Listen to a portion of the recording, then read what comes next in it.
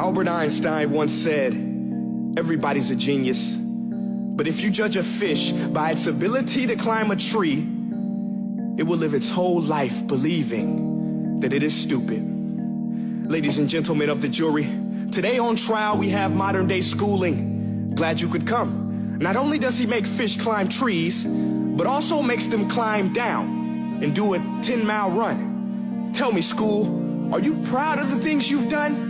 Turning millions of people into robots, do you find that fun? Do you realize how many kids relate to that fish swimming upstream in class, never finding their gifts, thinking they are stupid, believing they are useless?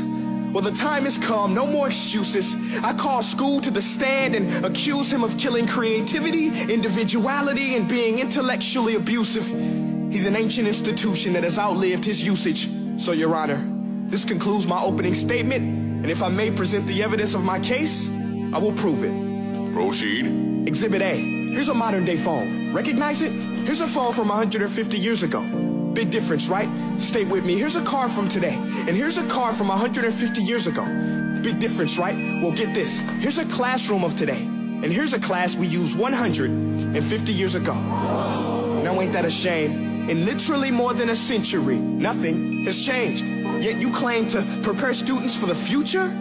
But with evidence like that, I must ask, do you prepare students for the future or the past? I did a background check on you and let the record show that you were made to train people to work in factories, which explains why you put students in straight rows, nice and neat, tell them sit still, raise your hand if you want to speak, give them a short break to eat, and for 8 hours a day, tell them what to think. Oh, and make them compete to get an A letter which determines product quality, hence grade A of meat. I get it. Back then, times were different. We all have a past. I myself am no Gandhi.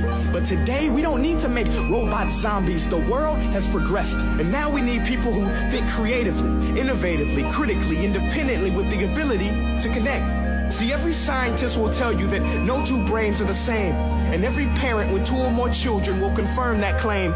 So please explain why you treat students like cookie cutter frames or snapback hats, giving them this one-size-fits-all crap. Watch your language. Sorry, Your Honor, but if a doctor prescribed the exact same medicine to all of his patients, the results will be tragic. So many people will get sick, yet when it comes to school, this is exactly what happens, this educational malpractice, where one teacher stands in front of 20 kids, each one having different strengths, different needs, different gifts, different dreams, and you teach the same thing the same way?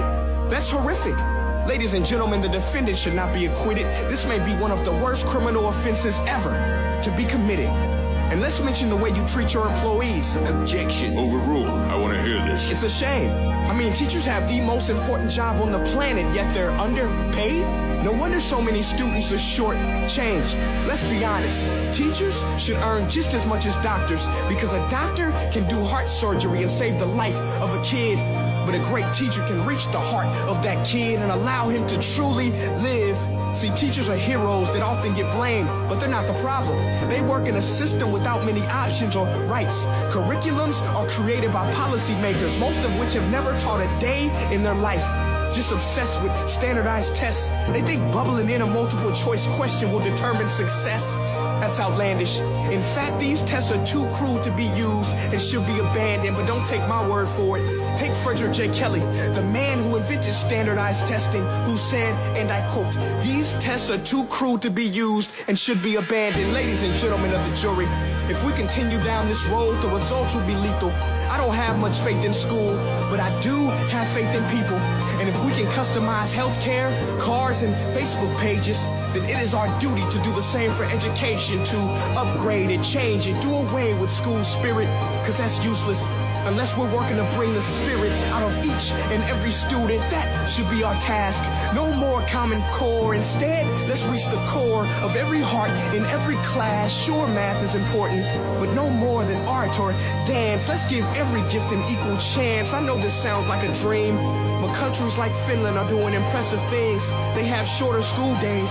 Teachers make a decent wage. Homework is non-existent, and they focus on collaboration instead of competition. But here's the kicker, boys and girls.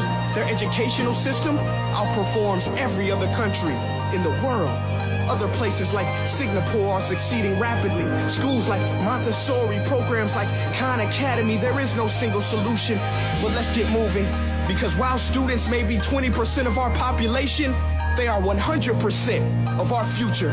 So let's attend to their dreams, and there's no telling what we can achieve. This is a world in which I believe, a world where fish are no longer forced to climb trees. I'll rest my case.